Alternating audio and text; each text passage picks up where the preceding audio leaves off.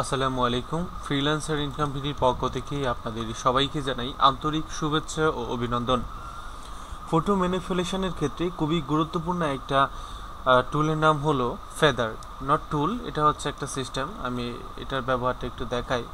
ধরেন আমরা প্রথম যে ক্লাসে যেটা করেছিলাম রেক্ট্যাঙ্গল মাল্টিকুলার টুল, এই যে এটার উপর ক্লিক করার পর দেখেন এখানে একটা অপশান আসে উপরে ফেদার।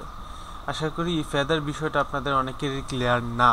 আমি এই ফেদার বিষয়টা এখন একটু ক্লিয়ার করে দিব। আমি প্রথমত এই অংশটা একটু সিলেকশন করলাম, সিলেকশন করে কন্ট্রোল সি দিয়ে কপি করলাম এবং এখানে এসে কন্ট্রোল বি দিয়ে পেস্ট করলাম। আচ্ছা, আমি কন্ট্রোল টি দিয়ে একটু ছোটো করে নেই।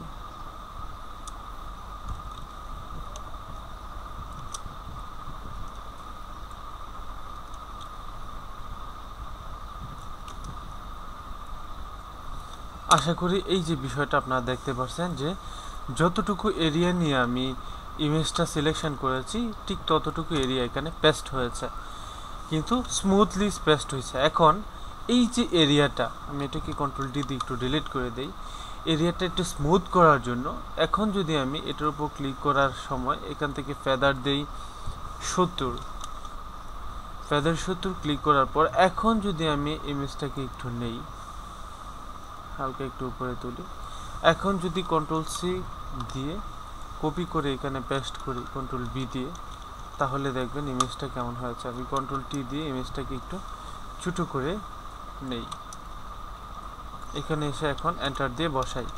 এই যে দেখেন এখন কিন্তু এটা একটু পাশ দিয়ে স্মুথলি, এই যে এটাই হচ্ছে মূলত ফেদারের কাজ। এই যে এটাই হচ্ছে মূলত ফেদারের কাজ। এখন এখান থেকে যদি আর একটু অ্যাড করতে চান, তখন আপনি একটু এরিয়াটা একটু অ্যাড করবেন। সেই ক্ষেত্রে এই যে এতটুকু করে দিলেন, এই যে এরিয়াটা এখানে বেশি একটু অ্যাড হয়ে গেছে। যদি চান একটু মাইনাস করতে, তাহলে ঠিক এই অবস্থায় এই যে এখান থেকে একটু মাইনাস করতে পারবেন। চাইলে এই যে এই অবস্থা ঠিক এভাবে একটু মাইনাস করতে পারবেন। দেখেন আমি যদি এইটা সবটাকে একটু মাইনাস করি, স্বাভাবিকলি এই যে মাইনাস করা হয়ে গেছে। এভাবে হ্যাঁ মাইনাস করতে পারবেন। এখন কন্ট্রোল সি, এখন যদি এখানে গিয়ে পেস্ট করি কন্ট্রোল